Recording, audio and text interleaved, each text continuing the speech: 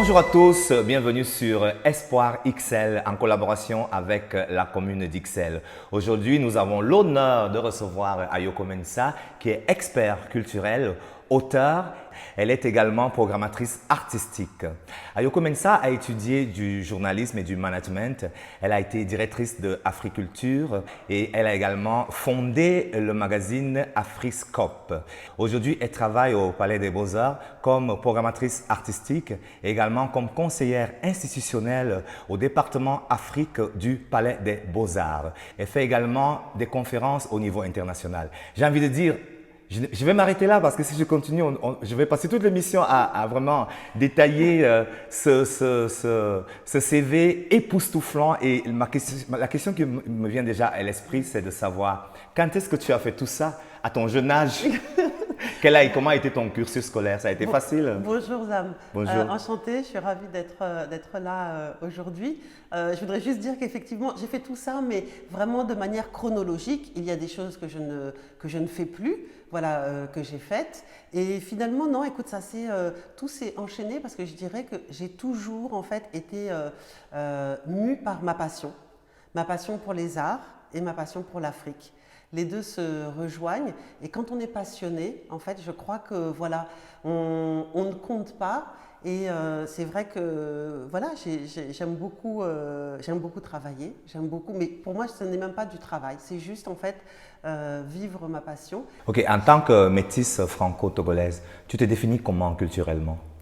Ah, ben écoute, je suis déjà, je crois maintenant aujourd'hui très heureuse de mon métissage et juste effectivement comme une métisse qui assume les deux parties en fait déjà effectivement j'allais dire de son héritage culturel, donc l'héritage européen, l'héritage africain, plus particulièrement français et togolais, mais ensuite voilà, j'ai essayé, puisque je suis très curieuse, de m'ouvrir aussi au reste du monde. Donc voilà, je me définis vraiment effectivement comme une vraie métisse qui ne choisit pas une partie ou l'autre, mais qui essaye de vivre pleinement cette richesse-là.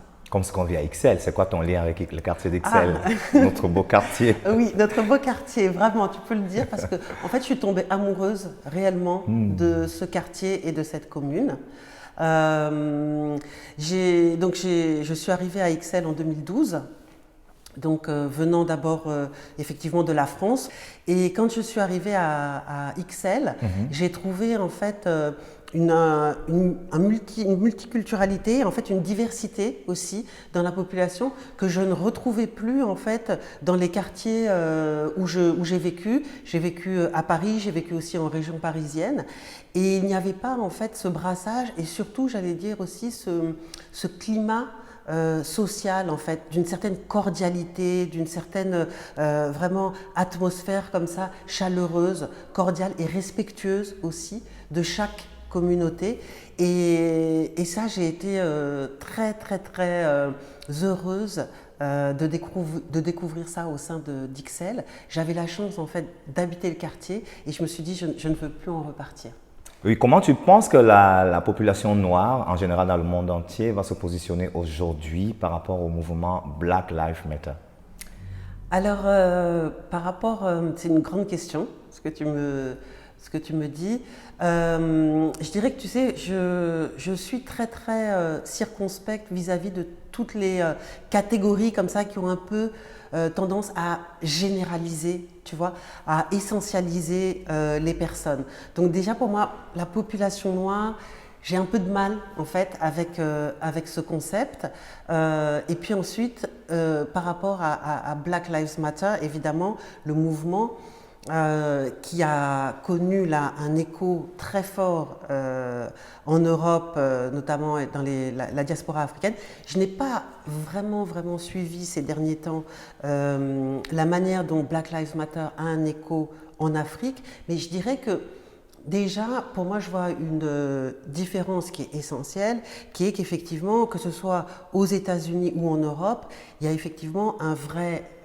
les afro-descendants vivent effectivement un racisme et des discriminations qui sont liées effectivement au fait que, à l'histoire, je veux dire, à l'histoire, et au fait qu'il y a effectivement des communautés noires et blanches qui coexistent. Et il y a ce racisme qui existe. L'Afrique, c'est différent. L'Afrique, je veux dire, aujourd'hui, il y a essentiellement en Afrique, j'allais dire des Africains. Donc, Black Lives Matter n'a pas pour moi le même écho sur le continent, et ni les mêmes enjeux sur le continent et effectivement en Europe ou en Occident. Mais quoi qu'il arrive, je dirais que moi je suis très heureuse de voir que d'abord ce mouvement effectivement acquiert cette ampleur maintenant mondiale, et par-delà justement en fait les catégories raciales. C'est-à-dire qu'aujourd'hui, effectivement, c'est aussi un mouvement qui réunit beaucoup de blancs, pas seulement des noirs. Donc ça, c'est très important. Maintenant, je voudrais dire aussi que ce mouvement Black Lives Matter ne doit pas éclipser en fait les luttes de toutes les diasporas africaines en Europe qui ont été menées. C'est comme si parfois dans les articles ou les analyses que j'ai lues ces derniers mois, c'est comme si parfois on avait l'impression que le mouvement justement vraiment antiraciste et de prise de conscience en fait de la situation effectivement vraiment structurellement discriminante que vivent les Noirs est très grave, démarrer avec Black Lives Matter. Mais non, en fait, je veux dire, depuis des décennies, les afro-descendants qui sont dans ces pays dénoncent ça et lutte contre ce racisme-là. Donc je voudrais aussi rendre voilà, justice en fait à cette histoire-là. Mais pour moi, c'est juste une continuité en fait des luttes des afrodescendants en fait pour une égalité raciale et aussi une justice évidemment. Oui, justement, ça me ramène à une autre question comme ça, c'est-à-dire au niveau intestinal, est-ce que les Africains en général prennent conscience qu'il y a des communautés qui souffrent déjà au sein de l'Afrique, parce que là on parle de la liberté humaine en général. Par exemple, j'ai vu dans le mouvement Black Lives Matter, il y avait des gens qui avaient une pancarte en disant Black Lives Matter, mais aussi LGBTQI. Donc j'ai envie de vraiment percer l'abcès et de te poser ta question par rapport à ton analyse, par rapport à cette situation-là, du respect des LGBTQI, de la communauté LGBTQI, du genre, de la question du genre en Afrique. Et je pense que c'est un des challenges en fait là qui est vraiment présent et qui va se poser au XXIe siècle. Parce que l'Afrique, même si c'est encore une catégorie, mais on va dire les différentes communautés africaines vont avoir un vrai travail à faire pour justement faire évoluer leur conception, leur vision, qui sont parfois très très ancrées culturellement, et avoir cette ouverture en fait vers notamment toutes les communautés LGBTQI qui sont aujourd'hui des communautés extrêmement, j'allais dire, créatrices, positives, et qui représentent en fait vraiment une composante essentielle de nos sociétés. Tout à fait. Donc, on le sait, parce que tous les deux, on est d'origine africaine, il reste un énorme tabou et une grande difficulté, en fait, par rapport à cette question, effectivement, du genre en Afrique et de la reconnaissance de ces communautés. Mais en même temps, moi, j'observe que les choses avancent, hein, les choses bougent. Et je crois que ça va faire, en fait, tache d'huile. Que pour le moment, on est encore vraiment là dans les prémices de ces changements, mais qu'il y a un tel mouvement mondial et que aussi les jeunes Africains et Africaines de ces mouvements-là mènent la lutte.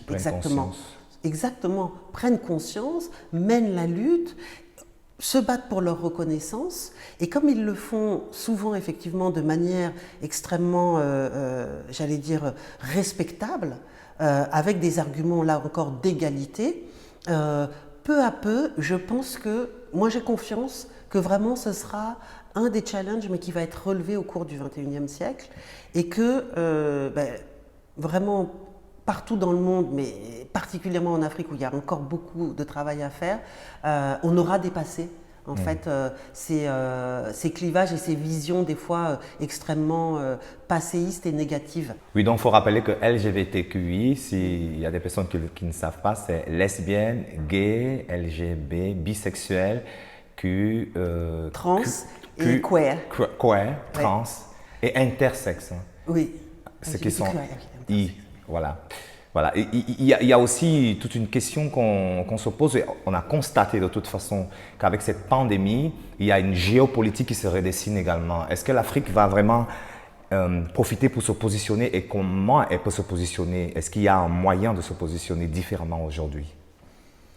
Écoute, là c'est une grande question géopolitique et je dirais que à ce niveau-là, si on pense comme ça de manière un petit peu macro et à une échelle géopolitique, ça relève essentiellement de décisions justement politiques. Et que là, effectivement, nous, j'allais dire, acteurs culturels ou artistes, on a malheureusement assez peu de leviers et qu'on voit que bon, les chefs d'État du continent africain ne sont pas particulièrement réactifs sur ces questions. Par contre, ce que j'observe et ce qui est très intéressant, c'est que à l'occasion de cette pandémie, en fait, on a vu au départ tous les clichés sur l'Afrique, je veux dire, s'exprimer et rejaillir. C'est-à-dire, l'Afrique ne va pas s'en sortir, ça va être l'hécatombe, vraiment terrible. Voilà, vraiment, donc nous, en fait, en Europe, ici, on vivait déjà une situation difficile et toute notre angoisse était projetée sur le continent africain et on voyait comment, effectivement, il était presque inconcevable dans l'analyse et l'esprit en fait de nombreux décideurs médias occidentaux que l'Afrique s'en sorte. Or, c'est bien ce qui est en train de se passer. Oui, bien sûr. C'est bien ce qui est en train de se passer, c'est que… On a plus peur pour l'Europe. Exactement. C'est que voilà, la pandémie finalement est relativement maîtrisée, hormis le Maroc, l'Afrique du Sud, où effectivement pas mal de cas, mais beaucoup de pays ont pris des mesures et la pandémie est maîtrisée. Et au niveau individuel, en fait, on voit aussi que, je veux dire, les Africains ont du coup eu j'allais dire, une capacité à faire face en fait à ce défi, à se responsabiliser aussi. C'est-à-dire qu'ils en ont vu d'autres. Et moi, j'étais vraiment frappée de voir la différence de réaction entre ici en Europe, où des fois vraiment on se morfondait parce que on nous demandait de rester chez nous, mais ma foi, voilà, je veux dire, quand on voit, on peut rester chez soi, même si c'est difficile. Souvent, les magasins de nourriture restaient ouverts, on n'avait pas à manquer de nourriture, on savait quand même il y avait des hôpitaux pas très loin et on restait dans une situation relativement confortable. Et en Afrique, où par contre les structures hospitalières sont bien moindres, et en fait les gens faisaient face de manière très digne et disaient non, ça va aller et on se prépare, on va faire ce qu'il faut. Mais voilà, ne tremblez pas et ne se morfondez pas sur leur sort. Et ça, je crois que c'est important parce qu'en fait, il y a beaucoup de personnes qui ont quand même vu que d'abord, les prédictions occidentales n'étaient pas justes, n'étaient pas bonnes. Et deuxièmement, en fait, le courage et la résilience des Africains. Et là-dessus, je crois que vraiment les peuples européens et occidentaux, nous-mêmes, nos sociétés européennes et occidentales, avons beaucoup à apprendre de l'Afrique parce que ce n'est pas, cette pandémie n'est pas la dernière pandémie, ni le dernier challenge que ces sociétés auront à affronter. Et je crois qu'aujourd'hui, en Afrique, il y a, face à tout ce que l'Afrique a traversé, il y a une capacité des Africains à réagir, à faire face, à surmonter les difficultés et on a vraiment à s'en inspirer. Oui, bien sûr, c'est aujourd'hui. Je pense qu'il y a un philosophe d'ailleurs japonais qui dit que l'Afrique est le continent du XXIe siècle. Je crois que l'occasion nous est… Ça, c'est la dernière décennie, des 10 dernières années, à partir de 2020 jusqu'en 2030. Et justement, par rapport à… Je pense aussi que l'Afrique peut inspirer l'humanité par sa créativité au niveau culturel. Mais on a l'impression quelque part qu'il y a quelque chose qui freine quand on regarde nos enfants, nos petits-enfants, les Noirs américains. On voit une explosion artistique là-bas, de la créativité, Beyoncé, ainsi de suite, Michael Jackson, Whitney Houston. Ils viennent d'Afrique et on se dit mais qu'est-ce qui freine l'Afrique? Mais oui, enfin, ils viennent d'Afrique, mais du coup, c'est quand même, là, tu cites les derniers artistes que tu as cités africains-américains, ils sont vraiment dans le système, j'allais dire, américain de l'entertainment. Aujourd'hui, ce qui freine l'Afrique, c'est réellement justement que la culture et les industries culturelles et créatives soient prises au sérieux comme un véritable secteur en fait de développement économique par les décideurs politiques africains. C'est ça qui manque. Qui dit décideurs, parce qu'il n'y a pas dans les politiques. Bien sûr, bien sûr. Les leaders politiques, les leaders du pays doivent prendre au sérieux cet aspect-là du développement de l'industrie.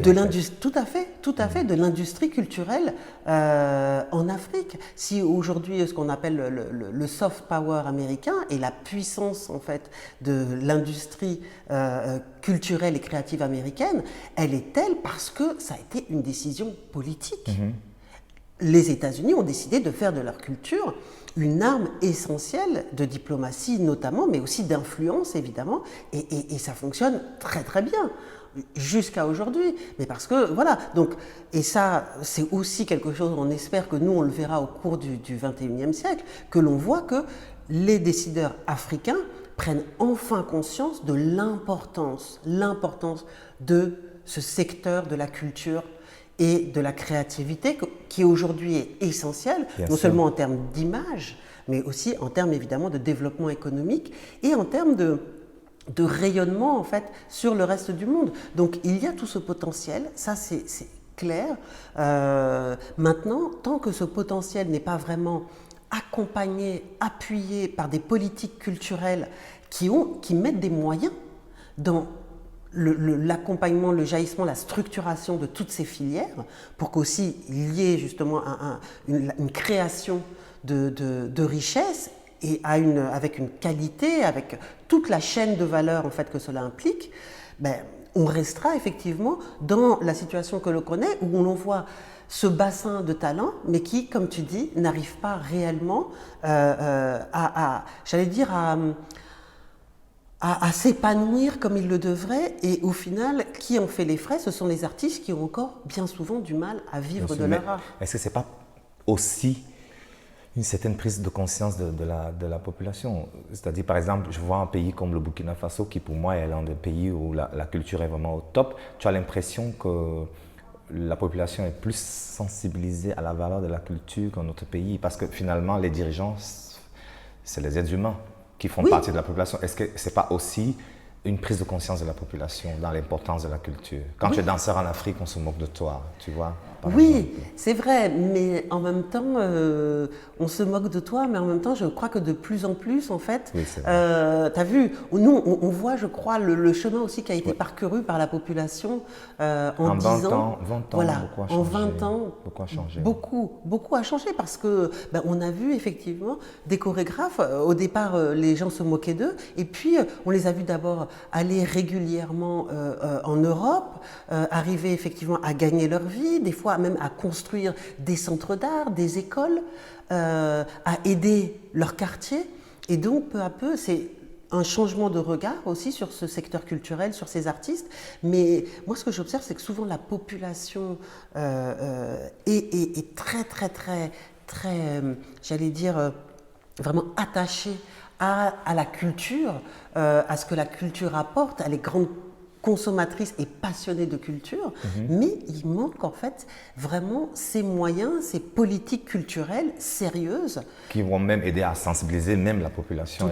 Tout à fait. Et à développer les infrastructures qui sont nécessaires au développement en fait du secteur culturel. C'est Joseph Kizerbo, cet historien burkinabé, puisque tu cites le Burkina Faso, magnifique historien, mais aussi penseur burkinabé, qui a écrit notamment À quand l'Afrique, cet essai très inspirant, et qui disait de toute façon, il ne peut pas y avoir réellement on va dire, de justice et d'équité en fait dans l'échange, dans la coopération culturelle, dans l'échange culturel, parce que en fait on retrouve dans l'échange culturel les mêmes inégalités qu'il y a dans le commerce international à l'ordre économique, si l'Afrique n'infrastructure pas en fait ses cultures, c'est-à-dire s'il n'y a pas réellement les infrastructures nécessaires.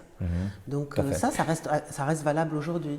Là, justement, tu es programmatrice artistique du festival Afropolitan et qui commence à prendre vraiment une certaine ampleur. Et est-ce que tu peux nous parler de ce festival? Parce que je sens qu'il doit encore plus faire parler de lui, et c'est notre rôle, parce qu'il est connu, mais il doit encore être plus connu au même titre que les autres festivals, comme, je sais pas, Houston Festival des Arts, ainsi de suite. Est-ce que tu peux nous parler de ce festival, de ses objectifs, de son but, de ses origines? Oui, parce que c'est vrai que c'est vraiment aujourd'hui donc un festival qui m'occupe beaucoup. Alors je suis en fait à la fois, oui, je fais de la programmation, mais aussi de la coordination, puisque c'est un festival en fait qui se construit aussi avec les autres départements, enfin tous les départements artistiques de Beaux-Arts. C'est une belle initiative. Au départ, on va dire que c'est l'idée d'un festival comme ça dédié aux scènes artistiques afrodescendantes de Belgique, d'Europe et plus largement du monde, était portée par différents acteurs de la diaspora ici, à Bruxelles, et notamment Picho Wombakonga, qui a créé lui Congolisation. Et Beaux-Arts, voilà, a souhaité. Beaux-Arts était déjà très ouvert en fait sur les scènes artistiques africaines et a souhaité se dire on peut, nous en tant que centre d'art pluridisciplinaire, mettre en place en fait un festival, une plateforme où on donne cette visibilité à ces artistes, à ces jeunes scènes, et du coup on fait aussi bouger les lignes parce que au jour d'aujourd'hui il y a peu de centres d'art, on va dire, de l'importance de Beaux-Arts qui ont un festival comme ça annuel récurrent dédié à la création afropolitaine. C'est la 15e édition pour... Alors, ça sera la 5e édition mars. en 2021. Oui. Mars. Oui, fin février. Du 19 au 21 février 2021. On retient déjà la date. Hein. Voilà, on est en train de la préparer. On espère que tout va bien se passer malgré les conditions. Mais oui, donc ça c'est une bonne chose. Et puis voilà, donc on construit le festival avec des partenaires ici. Locaux belges. Je voudrais notamment parler de Now, New African Wave, qui organise maintenant depuis 2 éditions un super pop-up fashion, donc qui est vraiment un pop-up avec plusieurs designers, fashion designers, mais aussi lifestyle, et qui rend compte de cette diversité et aussi de l'excellence aujourd'hui en fait des créateurs africains et afrodescendants. Donc on travaille avec ces partenaires locaux, et puis on a aussi des partenaires institutionnels qui nous soutiennent. Ça c'est très important parce que ben voilà, les financements sont essentiels, et on essaye de voir grand, de se projeter aussi pour que ce festival ait, comme tu dis, la reconnaissance qu'il mérite. En fait, ce festival il symbolise tout ce dont on a parlé aujourd'hui. Un pont, représenter, donner une visibilité aux artistes africains, oui. Être ce pont-là des citoyens du monde pour montrer l'Afrique autrement. Merci beaucoup pour cette entrevue et qui a été très très riche. Merci. Pour moi, c'est même comme une conférence en fait. Non. Merci et on se retrouve au festival Afropolitan. Afropolitan, tout à fait, en février prochain. Et nous, on vous dit à très très bientôt sur ZAM TV pour la prochaine